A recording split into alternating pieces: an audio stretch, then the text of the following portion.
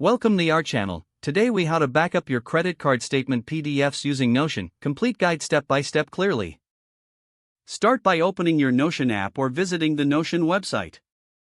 Create a new page where you want to store your credit card statement PDFs.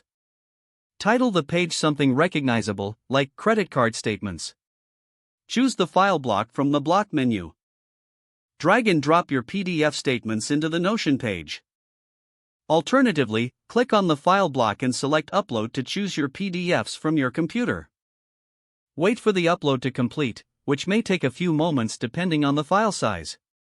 Once uploaded, you will see the PDF file displayed on your page. You can click on the file to open and view it directly in Notion. If you want to organize your statements better, consider creating a toggle list. Add a toggle for each month or year to keep your statements structured. To create a toggle, type a heading and hit Enter. Then, drag and drop the related PDFs under the appropriate toggle. This method allows you to keep your workspace tidy and easily accessible. If you have multiple credit cards, you can create separate pages or sections for each card. To enhance organization, consider adding tags or labels to your statements. This helps you quickly locate specific statements when needed. Periodically check and update your Notion database with new statements. This ensures all your financial records are stored in one convenient location. Remember to back up your Notion database regularly to prevent data loss. Utilize Notion's export feature to create backups of your entire workspace if needed. With these steps, you can effectively manage and back up your credit card statements in Notion. If the page does not load, refresh the browser or try again in a private or incognito window.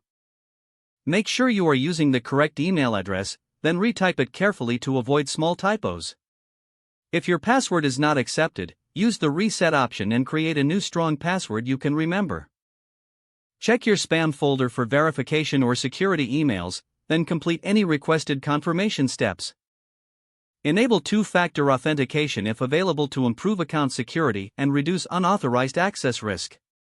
After signing in, review your profile details so your contact information and settings are accurate and current. If you see an error message, note it down and try again after restarting your device and internet connection. Log out when you finish, especially on shared devices, to keep your account and payment information secure.